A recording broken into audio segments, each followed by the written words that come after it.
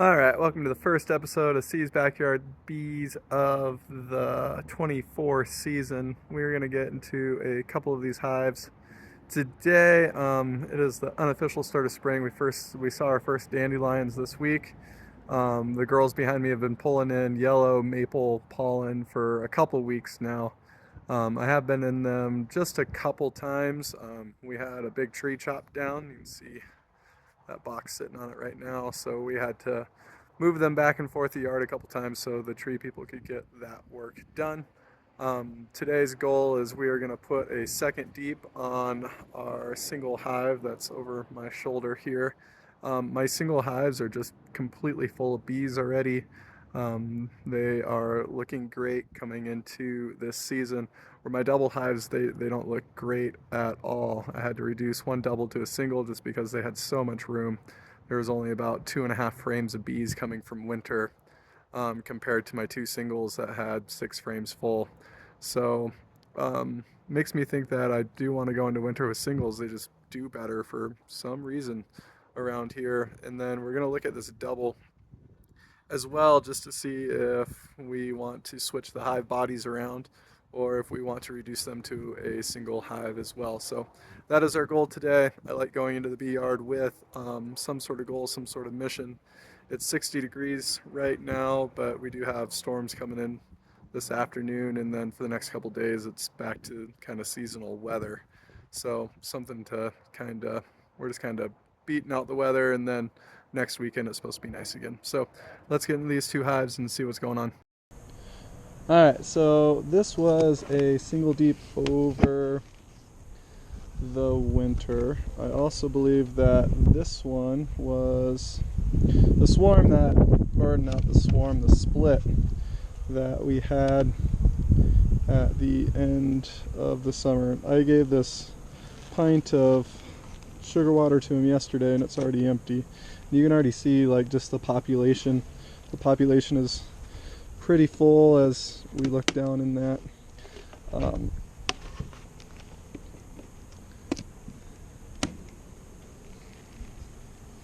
So again, single deep, really good population. That's why I'm going to add that second deep of 8. Again, I run 8-frame equipment.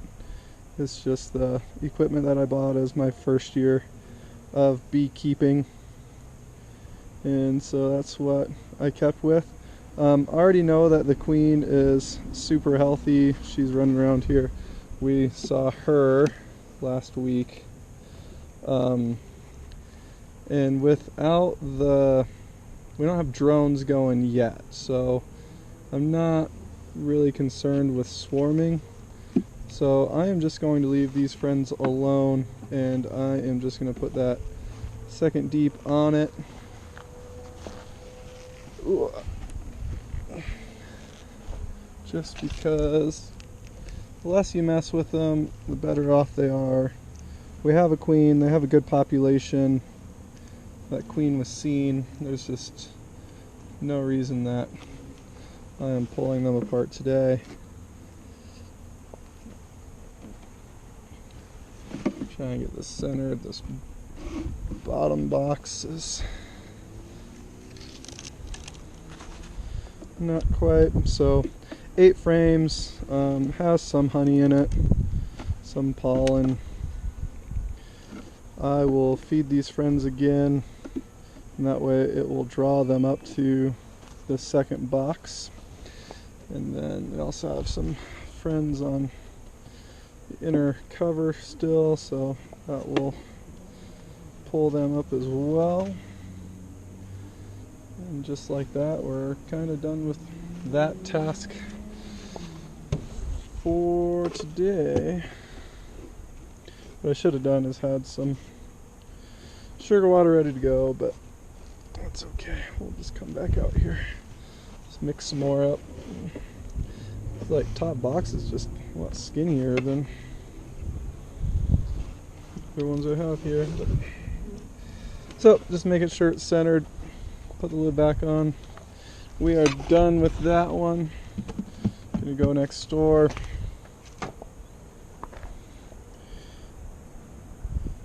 Bees hanging out on top. They're like, yo, you're all out. Refill, please.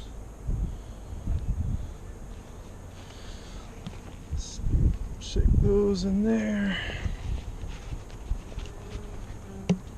Alright, so this guy is a double. They've had this sugar water for over a week now, so they haven't even gone through it. So it just tells you the different population levels that we are dealing with between that single and the doubles that I ran over winter.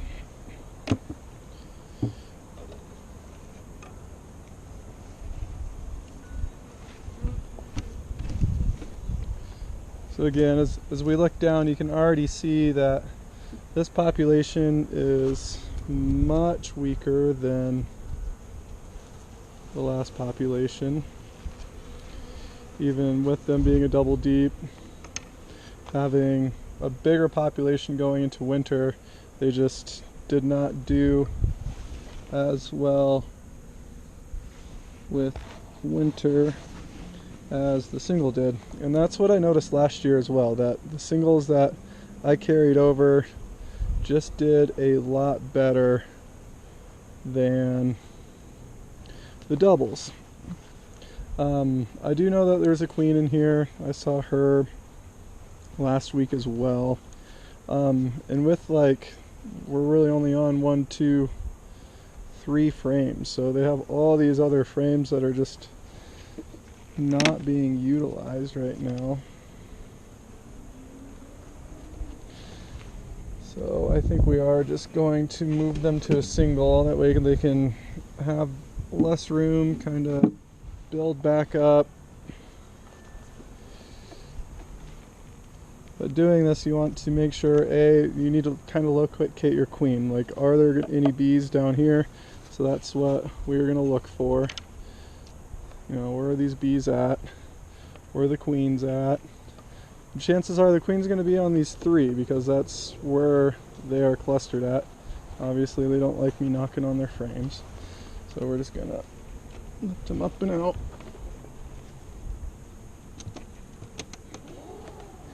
And as you can see, like just peering down, there is no bees on any of these. So they're all clustered on those top boxes and those top frames.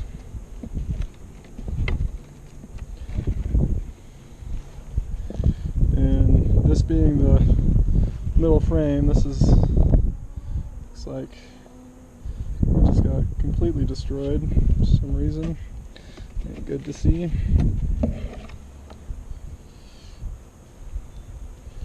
So I wonder if these guys had maybe like a mouse in there or something, because look at those frames, they're just completely ate out.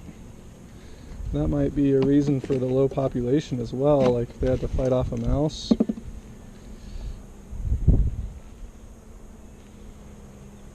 You can just see something happened here over winter that. So what we're going to do is pop this box off, clean off the bottom. Yeah, we see lots and lots of dead bees here at the bottom. Something funky happened. So I'm just going to dump them right here for right now, because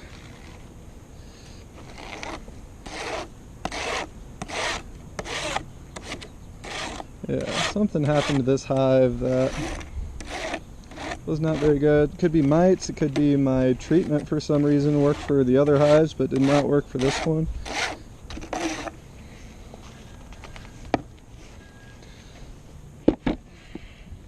So I'm going to put them back together, make sure that my queen is alive and well. See all these foragers coming back being like, what just happened to our hive?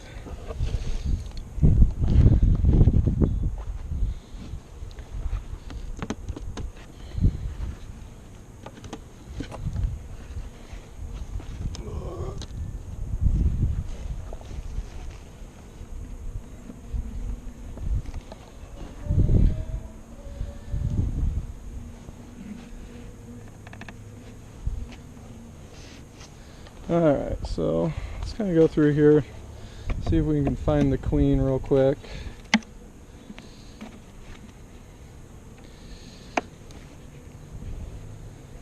This hive needs lots of help.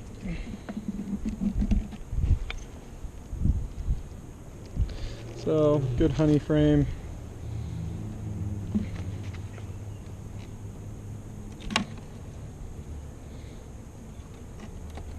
We're just gonna work our way over to those frames that the bees are mainly on. I don't want to lift right out from the middle, like I wouldn't want to pull this one out how they are, because you have a chance of rolling bees.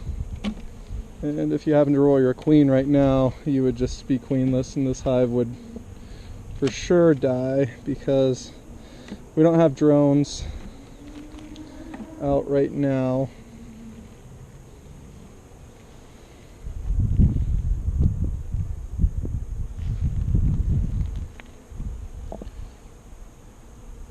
So I'm looking down in those cells, not seeing any eggs on this one. We do see some bees with pollen on them. Do not see the queen.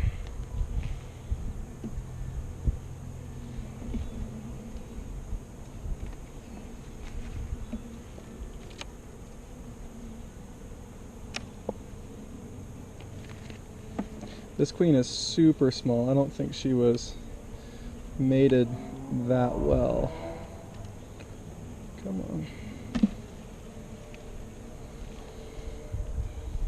So we see a little bit of capped brood, but not very much. Oh, and there's the queen too. She is dead center of the camera. So they have a queen that they just don't have much brood. They don't have much of anything going on. So I'm looking down in here. I see a lot of eggs on this side, but I just don't know if they have a population that they need to kind of survive and do their thing. So we're gonna keep monitoring. Good news is they still have a queen. They still have some bees in there. A lot of foragers are out right now, so that is a reason why, you know, the population is smaller. But she is still alive. They have some bees. We're going to make their hive a little smaller so they don't have as much area to heat.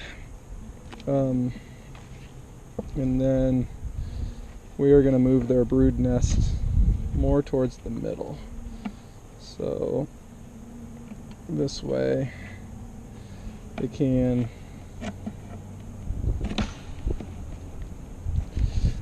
keep it a little warmer and have a little easier time keeping that brood warmer. So we're going to put that outside frame that was here just on the other outside. When they don't have any brood on it, it's perfectly fine to do it that way. Alright, so there you have it. If you like what you see, give me a thumbs up, subscribe, and I will see you next time.